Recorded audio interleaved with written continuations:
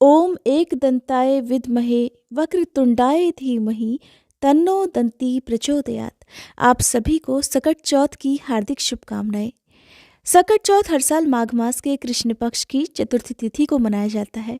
इस दिन विघ्नहर्ता भगवान गणेश, सकटा माता और चौथ माता की विशेष रूप से पूजा की जाती है। इस दिन माताएं अपने बच्चों के सुखद भविष्य, उनके अच्छे स्वास्थ्य और लंबी आयु की कामना से उपवास रखती हैं और रात को चंद्र दर्शन करके अपना उपवास खोलती हैं। इस दिन मुख्य रूप से भगवान गणेश को भोग में तिल और गुड़ से बने हुए लड्डुओं का भोग लगाया जाता है। इस दिन सकट चौथ की कथा सुनने मात्र से ही विघ्नहर्ता भगवान गणेश अपने भक्तों पर प्रसन्न हो जाते हैं, उनके सभी दुख, सभी आने वाली बाधाएं दूर कर देते हैं। तो आज सकट चौथ के इस शुभ अवसर पर आप रसपान करने वाले हैं सकट चौथ की पौराणिक कथाओं का। उम्मीद करती हूँ ये वीडियो आपको पसंद आएगी। एक बार एक राज्य में एक कुम्हार रहता था। एक दिन वह मिट्टी के बर्तन पकाने के लिए आवा लगा रहा था। आवा कहते हैं मिट्टी के बर्तन पकाने के लिए आग जलाने को। उसने आवा तो लगा दिया, लेकिन उसमें मिट्टी के बर्तन पके नहीं। कुम्हार बार बार प्रयास करता रहा, लेकिन मिट्टी के बर्तन हर बार कच्चे ही रह जाते। ये देखकर कुम्हार बहुत परेशान हो गया। वो राजा के पास गया। तब राजा ने राजपुरोहित को बुलाकर कोई उपाय सुझाने के लिए कहा। थोड़ी देर तक सोचने के बाद राजपुरोहित ने कहा कि महाराज, यदि हर दिन गांव के एक एक घर से एक एक बच्चे की बलि दी जाए तो रोज आवा पकने लगेगा। राजा ने आज्ञा दे दी कि पूरे नगर से हर दिन एक बच्चे की बलि दी जाएगी। कई दिनों तक ऐसा ही चलता रहा। हर घर से एक बच्चे की बलि दी जाती रही और फिर एक बुढ़िया के घर की बारी आई। लेकिन उसके बुढ़ापे का एकमात्र सहारा उसका अकेला बेटा। अगर बलि चढ़ जाएगा तो फिर बुढ़िया का क्या होगा? ये सोच सोचकर बेचारी बुढ़िया बहुत परेशान हो गई। उसने सकट की सुपारी और दूब अपने बेटे को दी और कहा, जा बेटा, सकटा माता तुम्हारी रक्षा करेंगी। और वह खुद सकटा माता का ध्यान करने लगी। उनसे अपने बेटे की सलामती की कामना करने लगी। उधर अगली सुबह जब कुमार ने उठकर देखा कि आवा भी पक गया और वो बालक भी पूरी तरह से सुरक्षित है। ये सब देखकर कुम्हार हैरान रह गया। उसने बालक से पूछा कि ऐसा कैसे हो गया। तब बालक बताने लगा कि उसकी माँ हर बार नियम से सकट चौथ और महीने में पड़ने वाली चतुर्थी का व्रत किया करती हैं। सकटा माता की कृपा से इसी कारण वो जीवित बच गया है। और फिर सकटा माता की कृपा से नगर के वो अन्य सभी बालक जिनकी बलि दी गई थी, वो सभी भी दोबारा जी उठे। पौराणिक मान्यताओं के अनुसार उसी दिन से खासकर सकट चौथ के दिन माएँ अपने बेटों की लंबी उम्र की कामना से भगवान गणेश की पूजा और व्रत करती हैं। अब सुनिए सकट चौथ के दिन सुनी जाने वाली सबसे प्रचलित देवरानी और जेठानी की कथा। सकट चौथ की पौराणिक कथा के अनुसार एक बार एक शहर में देवरानी और जेठानी रहा करती थी। जेठानी अमीर थी और देवरानी बहुत गरीब थी। देवरानी गणेश जी की बड़ी भक्त थी। देवरानी का पति जंगल से लकड़ियां काट कर लाता, उन्हें शहर में जाकर बेचता था। इस प्रकार उनका जीवन चल रहा था। देवरानी का पति अक्सर बीमार रहता था। तब देवरानी जेठानी के घर का सारा काम करती और बदले में जेठानी बचा हुआ खाना, पुराने कपड़े आदि उसको दे देती थी। इसी से किसी तरह देवरानी का परिवार चल रहा था। माघ के महीने में देवरानी ने तिल चौथ का व्रत किया। 5 आने का तिल और गुड़ लाकर तिलकूट बनाया। पूजा करके तिल चौथ की कथा सुनी और फिर तिलकुट्टा छीके में रख दिया। क्योंकि सकट चौथ का व्रत बिना चंद्र देवता को अर्घ दिए अधूरा माना जाता है, तो देवरानी सोचने लगी कि चंद्रमा उदय होने पर पहले तिलकूट और उसके बाद ही वो कुछ और खाएगी। कथा सुनकर वो जेठानी के यहाँ चली गई। खाना बनाकर जेठानी के बच्चों से उसने खाना खाने के लिए कहा। तब बच्चे कहने लगे कि माँ ने व्रत किया है और माँ भूखी है। जब माँ खाना खाएगी तब हम भी खा लेंगे। जेठानी को खाना खाने के लिए कहा तो जेठ जी कहने लगे, मैं अकेला नहीं खाऊंगा, जब चांद निकलेगा तभी सब खाएंगे, तब मैं भी खा लूंगा। जेठानी ने उससे कहा कि आज तो किसी ने भी अभी तक खाना नहीं खाया, तो मैं तुम्हें कैसे दे दूं? तुम सुबह सवेरे आकर बचा हुआ खाना ले जाना। क्योंकि हर दिन तो जेठानी रात का बचा हुआ खाना या सुबह का बचा हुआ खाना अपनी देवरानी को दे दिया करती थी। अब देवरानी के घर पर उसका पति और बच्चे बेचारे सब आस लगाए हुए बैठे थे कि आज तो त्योहार है, इसलिए कुछ आज पकवान आदि खाने को मिलेगा। देवरानी बिना खाने के जब अपने घर लौटी और बच्चों को पता चला कि आज तो पकवान क्या रोटी भी खाने को नहीं मिलेगी, तो सारे बच्चे उदास हो गए, भूख के मारे रोने लगे। उसके पति को भी बहुत गुस्सा आया। उसका पति गुस्से में कहने लगा, सारा दिन काम करके भी तुम 2 रोटी नहीं ला सकती तो काम ही क्यों करती हो? पति ने गुस्से में आकर पत्नी को कपड़े धोने के धोवने से मारा। धोवना हाथ से छूट गया तो पाटे से मारा। अब वो बेचारी देवरानी गणेश जी को याद करती हुई रोते रोते पानी पीकर ही सो गई। उस दिन गणेश जी देवरानी के सपने में आए और कहने लगे, धोवने मारी, पाटे मारी, सो रही है या जाग रही है? देवरानी कहने लगी, कुछ सो रही हूँ, कुछ जाग रही हूँ। तब गणेश जी फिर से बोले, भूख लगी है, कुछ खाने को दे। देवरानी कहने लगी, क्या दूं? मेरे घर में तो अन्न का एक दाना भी नहीं है। जिठानी बेचारी बचा खुचा खाना देती थी, आज वो भी नहीं मिला। पूजा का बचा हुआ तिलकुट्टा छींके में पड़ा है, वही खा लो। तिलकुट्टा खाने के बाद गणेश जी फिर से कहने लगे, धोवने मारी, पाटे मारी, निमटाई लगी है, कहाँ निमटे? वो बोली, ये पड़ा घर, जहां इच्छा हो वहां निमट लो। फिर गणेश जी बच्चे की तरह कहने लगे, अब हाथ कहाँ पोंछूं? नींद में मगन देवरानी को अब बहुत गुस्सा आया। सोचने लगी कि कब से तंग किए जा रहे हैं। गुस्से से कहने लगी, मेरे सिर पर पोंछो, और कहाँ पोंछोगे? इतना सब होने के बाद देवरानी के घर तो चमत्कार हो उठा। देवरानी जब सुबह उठी तो देखकर हैरान रह गई कि उसका पूरा घर हीरे मोती से जगमगा रहा है। सिर पर जहाँ विनायक जी पोंछनी करके गए थे, वहां तो हीरे के टीके और बिंदी जगमगा रहे थे। उस दिन देवरानी अपनी जिठानी के यहाँ काम करने के लिए नहीं गई।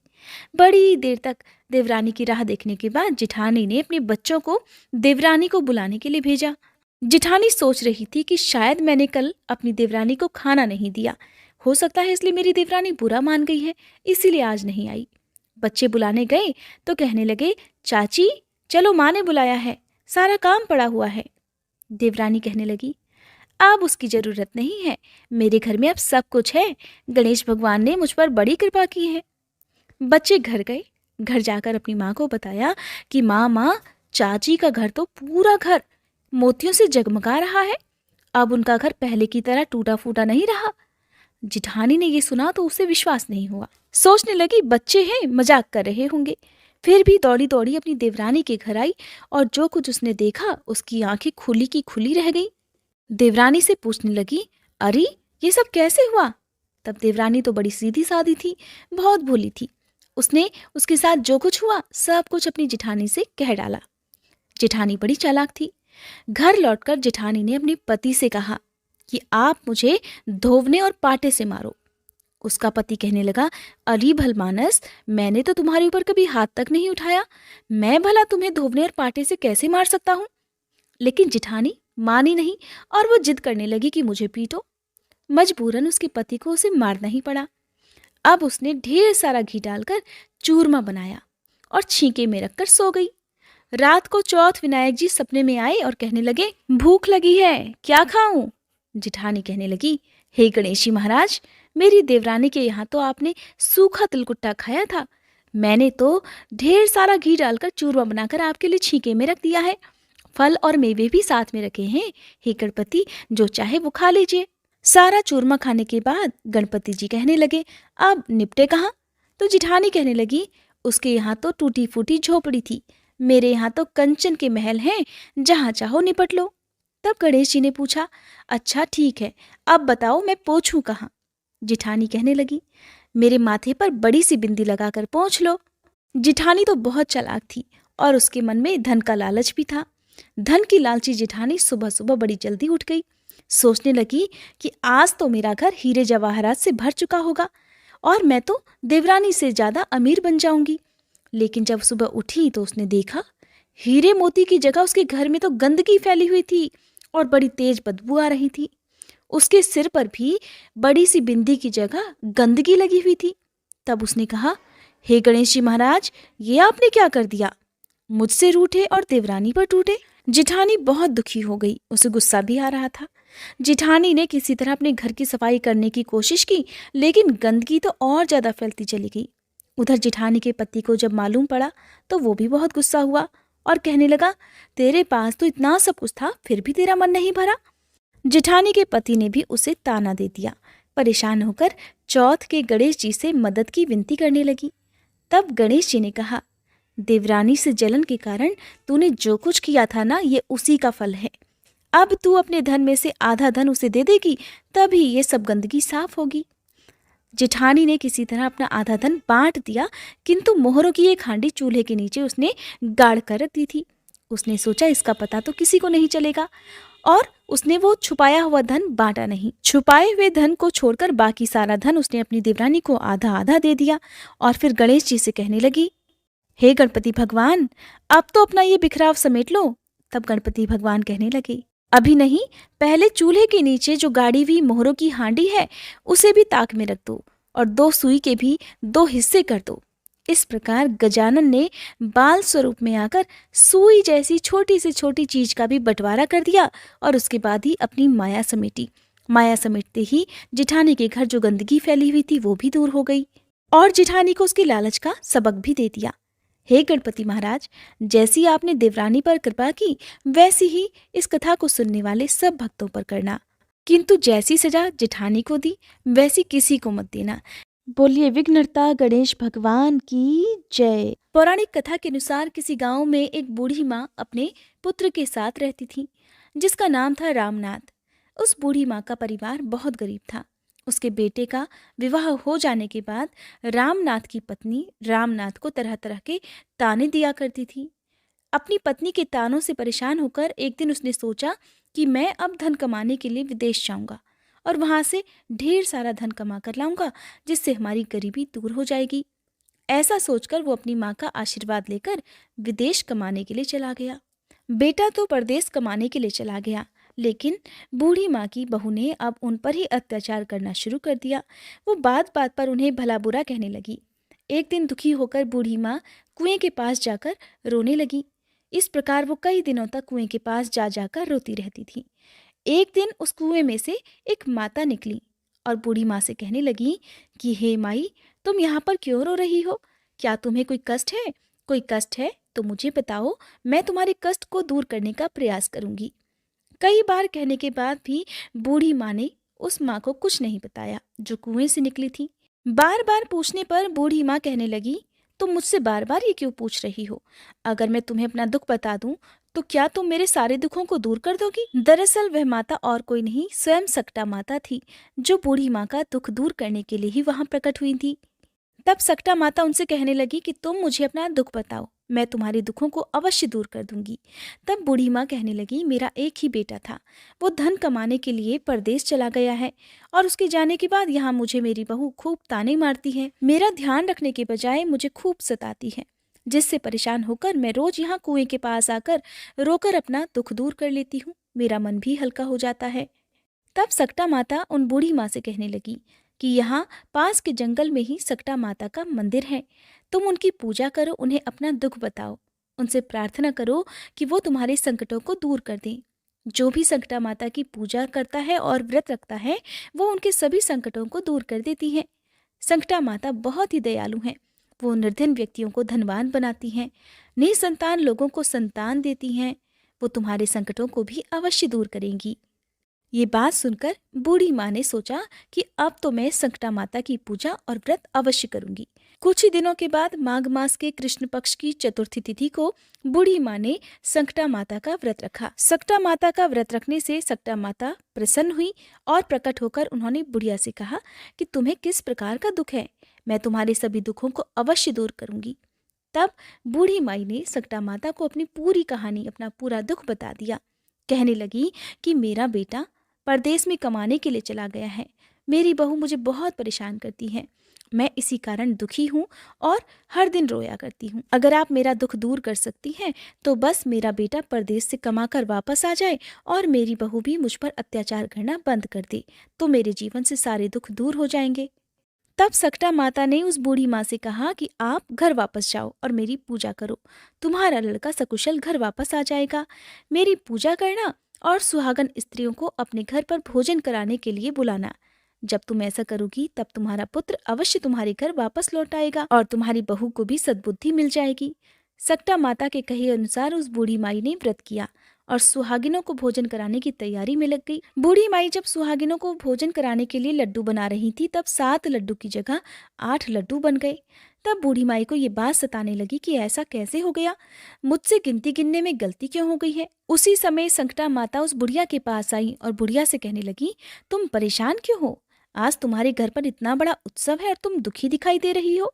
तब बुढ़िया कहने लगी, मैंने तो सुहागिन महिलाओं के लिए लड्डू बनाकर रखे थे और मैंने गिन कर लड्डू बनाए थे, फिर भी वो 7 की जगह 8 लड्डू बन गए हैं, इसी कारण मैं परेशान हूँ।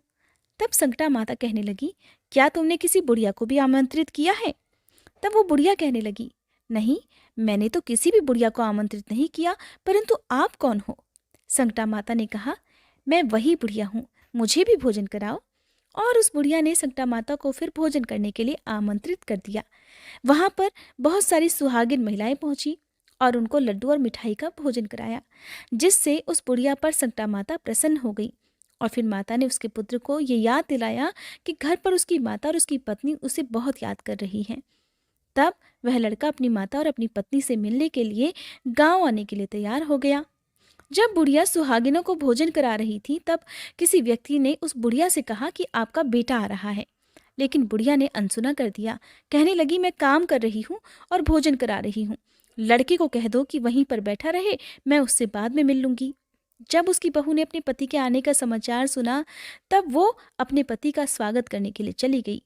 लड़के ने पत्नी को देखकर सोचा, मेरी पत्नी मुझसे कितना प्रेम करती है, जो मेरे आने की खबर मिलते ही मुझसे तुरंत मिलने के लिए आ पहुंची। परंतु मेरी माँ मुझसे प्रेम नहीं करती, इसलिए वो खबर मिलने के बाद भी मुझसे मिलने के लिए नहीं आई।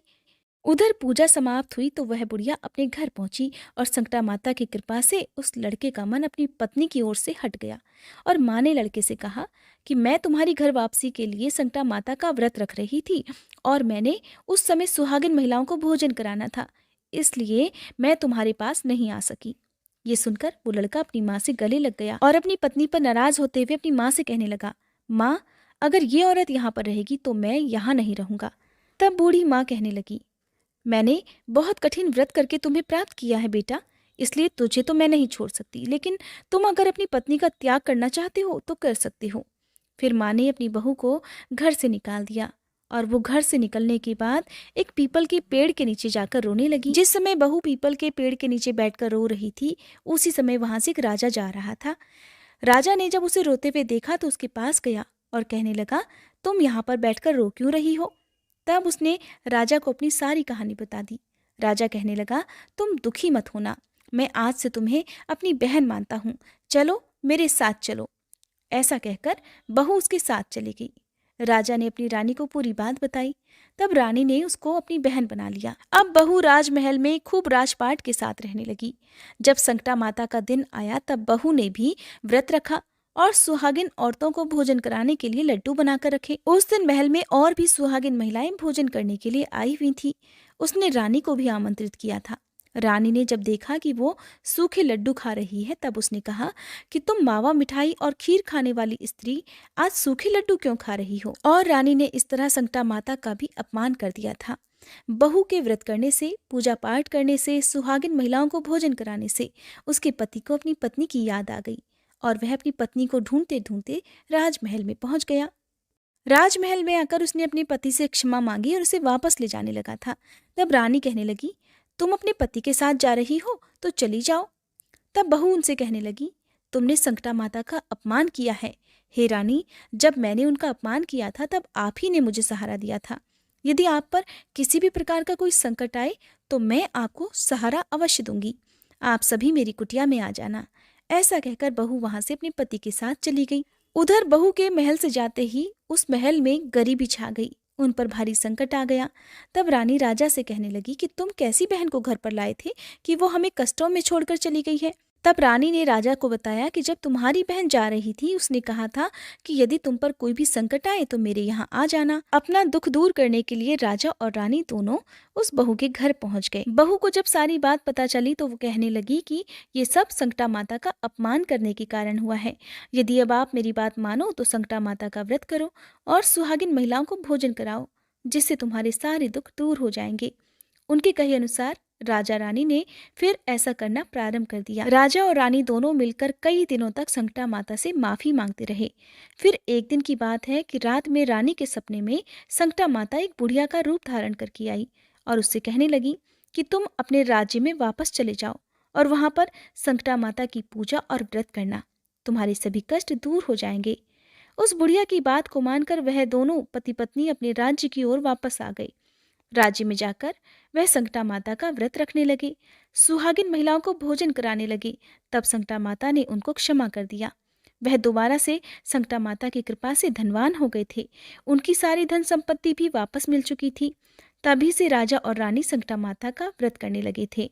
ऐसी है संकटा माता, अपने भक्तों के सभी दुख दूर करती हैं। बोलिए संकटा माता की जय।